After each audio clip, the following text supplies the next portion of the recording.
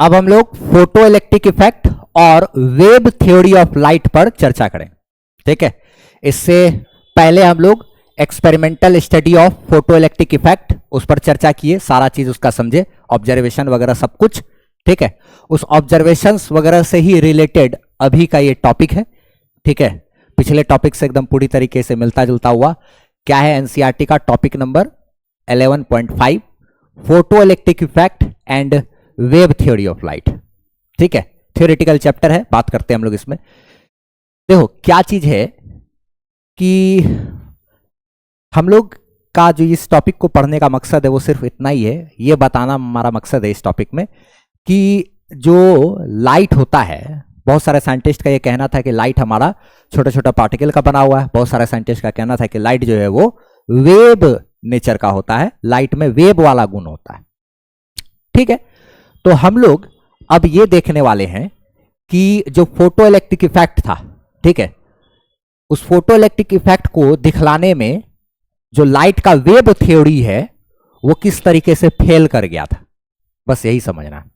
ठीक है, लाइट को फिर क्यों हमको मजबूरन पार्टिकल मानना पड़ गया। ठीक है, इस पर बात करेंगे हम। ठीक, लाइट जो होता है हम लोग जानते हैं कि एक तरफ ऐसा भी सोच सकते हैं हम लोग, इसका डिस्कशन चैप्टर नंबर 8 में ही है, उसका नाम है इलेक्ट्रोमैग्नेटिक वेव।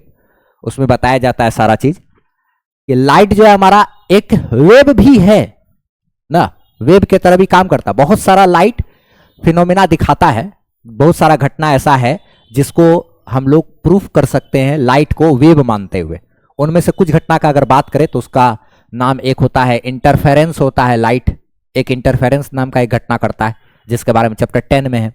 एक होता है डिफ्रैक्शन, चैप्टर 10 में है। एक होता है पोलराइजेशन, ये भी चैप्टर 10 में है। ये सब कुछ ऐसा घटना है जिसको अगर हम लाइट को वेव मान करके प्रूफ करना चाहें तो हो जाता है। बहुत सारा प्रकृति में ऐसा ऐसा घटना होता है जिसको कि हम लोग लाइट को वेव मान करके प्रूफ कर सकते हैं। ठीक, बहुत सारा घटना को करते चले गए, तो जिससे हमको पता चला कि नहीं भैया लाइट जो है हमारा वेव वाले गुण को दिखलाता है ना।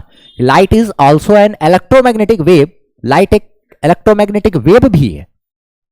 ठीक है, and there are many phenomena in physics where successfully explained according to the wave picture of light, like जैसे कि इंटरफेरेंस, डिफ्रैक्शन, पोलराइजेशन, ये सब कुछ कुछ घटना है प्रकृति में ऐसा जिसको कि हम अगर लाइट को वेव मान करके साबित करना चाहें तो वो सब हो जा रहा था, जिससे हमको लग रहा था कि नहीं लाइट हमारा क्या है, वेव है, लाइट हमारा वेव है, लाइट हमारा वेव है। ठीक है, लेकिन न्यूटन का कहानी अलग था, उसका कहना था कि पार्टिकल है, पार्टिकल है, ये सब चीज भी है। तो उसके बाद अब हम लोग को एक बात और समझना है कि but the wave theory of light were failed to explain observations of photoelectric effect. जो लाइट का जो वेव थ्योरी था वो फोटोइलेक्ट्रिक इफेक्ट के दौरान, फोटोइलेक्ट्रिक इफेक्ट का जब एक्सपेरिमेंटल स्टडी किया गया, पिछला topic experimental study of photoelectric effect, उसके दौरान जो ऑब्जर्वेशंस आया, जो हमको देखने को मिला घटना, उस ऑब्जर्वेशन को जब हम एक्सप्लेन करने लगे लाइट को वेव मान करके, तब वहां पर लाइट का जो वेव थ्योरी है वो फेल कर गया। कैसे, क्या, उस पर बात करते हैं हम लोग।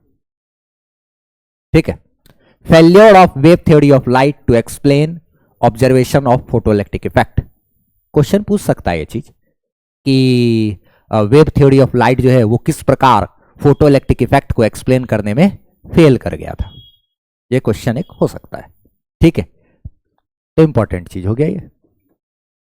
ठीक है, क्या क्या है उस पर बात करते हैं। देखो सबसे पहली बात कि होता क्या है वेव में, पहले उस पर भी बात करते हैं हम लोग। वेव में, रेडिएशन में, इसमें क्या होता है उस पर एक थोड़ा सा बात करते हैं।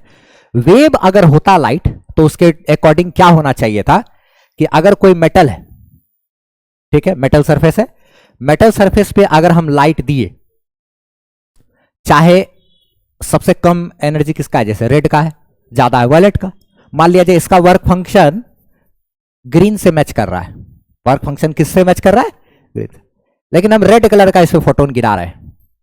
ठीक है, तो होना ये चाहिए था वेव के अकॉर्डिंग कि अगर हम लोग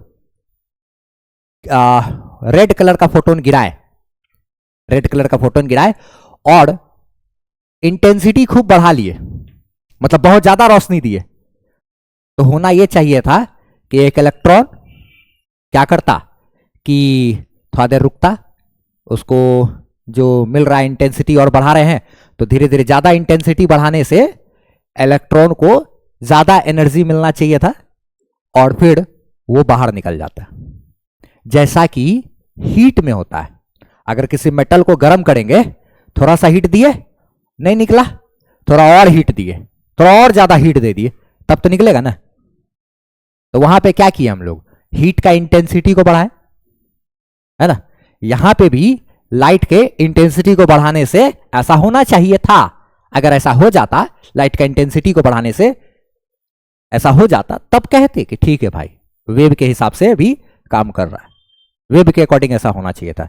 यानी कि एक एक इलेक्ट्रॉन को अगर ढेर सारा इंटेंसिटी मिला, मतलब ढेर सारा नंबर ऑफ फोटोन आ रहा है, तो एक के इलेक्ट्रॉन 10-15 को फोटोन खा लेता, एनर्जी उसका फुल हो जाता है एकदम, और तब निकल जाता। ऐसा हो सकता था, लेकिन एक्चुअली में तो ऐसा होता नहीं। हम लोग इंटेंसिटी बढ़ाते हैं तो उससे फोटो इलेक्ट्रिक इमिशन होगा कि नहीं होगा, ये डिपेंड इंटेंसिटी पे नहीं करता है।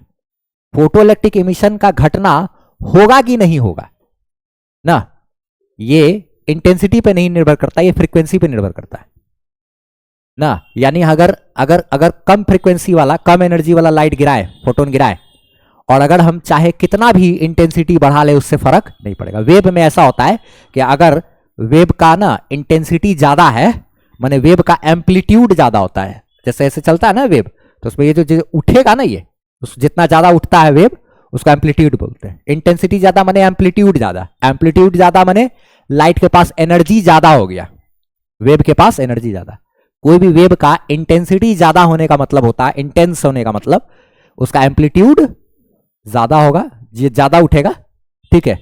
और एम्पलीट्यूड ज्यादा माने उसके पास एनर्जी ज्यादा होगा, एनर्जी ज्यादा होगा, ज्यादा एनर्जी आएगा, ज्यादा एनर्जी का वेव गिरेगा इसके ऊपर, मेटल के ऊपर, तो वो इलेक्ट्रॉन को निकालना चाहिए। यानी इंटेंसिटी से फोटो इलेक्ट्रिक इमिशन हो जाना चाहिए ना, चाहे फ्रीक्वेंसी कितना भी कम हो, लेकिन ऐसा नहीं होता है, ठीक है। यहां पे फेल कर जा रहा था।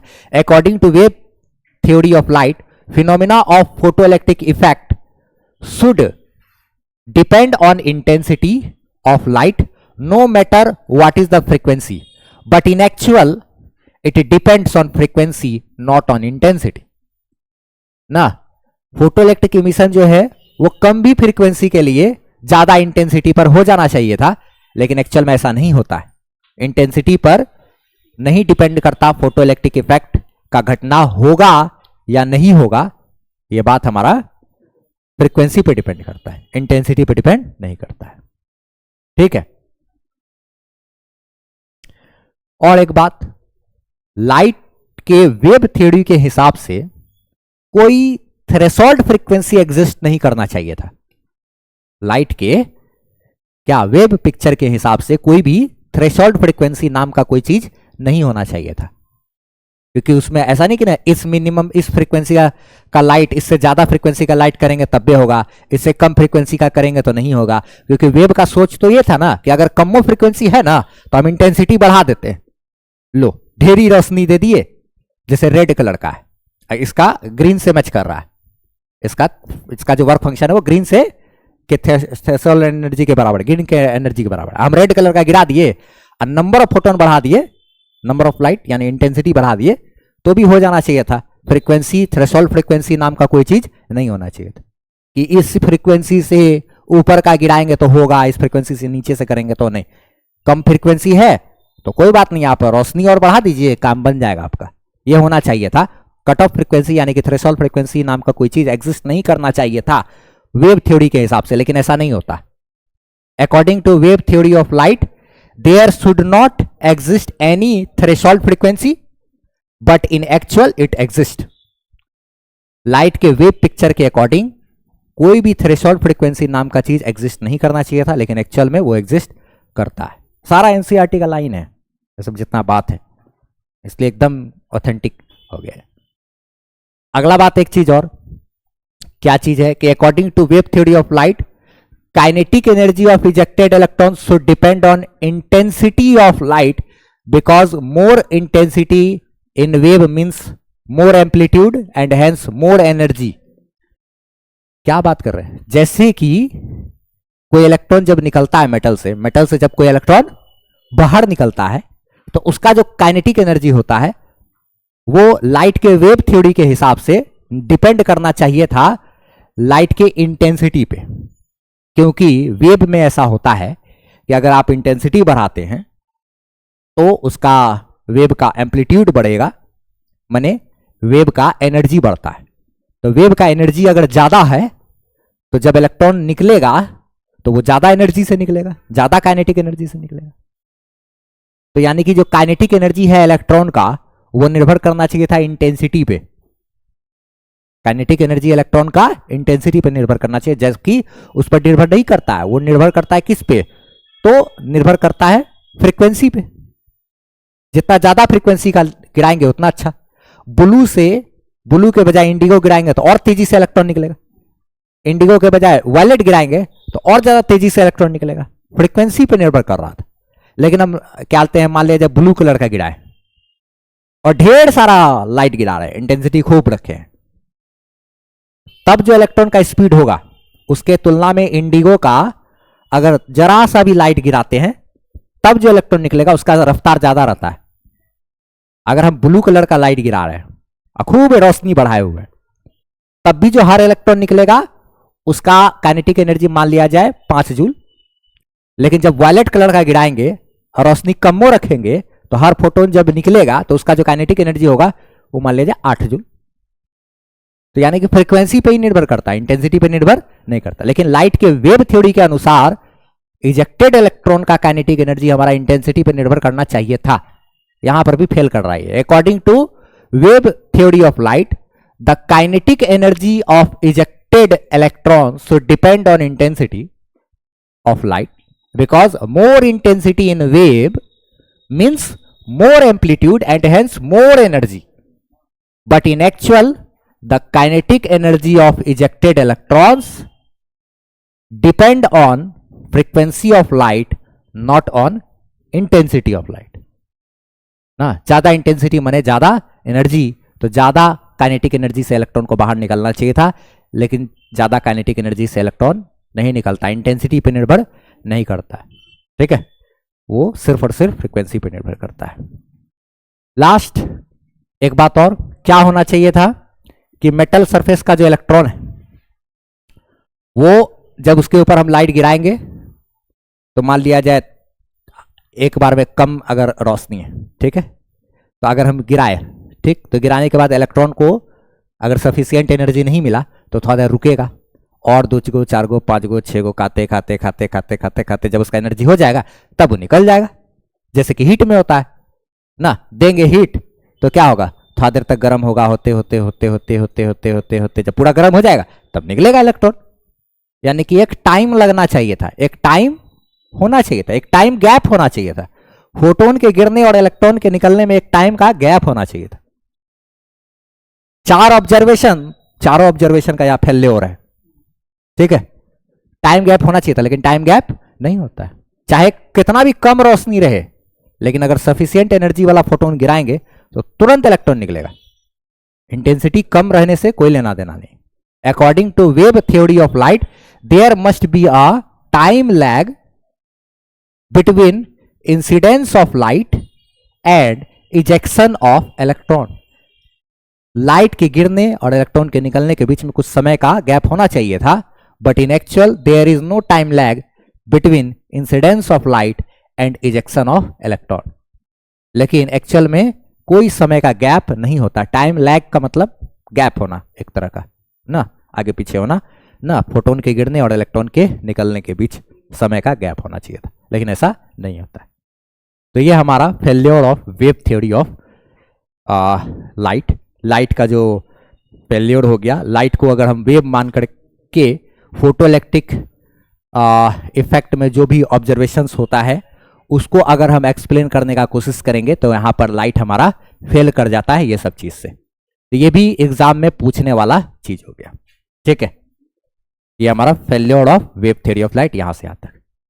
ये हमारा ये एक टॉपिक कंप्लीट हुआ। इसके बाद जो अगला टॉपिक एनसीईआरटी में है, ठीक है, वो है फोटो इलेक्ट्रिक इक्वेशन।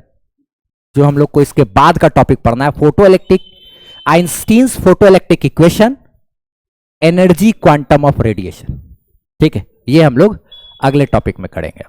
आप हमारी वेबसाइट से फ्री पीडीएफ नोट्स ले सकते हो, टेस्ट सीरीज दे सकते हो और सारा एड फ्री वीडियो लेक्चर्स आप देख सकते हो। वो भी एकदम अरेंज किया हुआ आपको 11th 12th का फिजिक्स का सारा वीडियोस वगैरह मिल जाएगा। और कमेंट सेक्शन में पिन अप किया हुआ हमारा व्हाट्सएप चैनल का लिंक है, उसको आप फॉलो जरूर कर लीजिए ताकि हमसे आप बेहतरीन ढंग से जुड़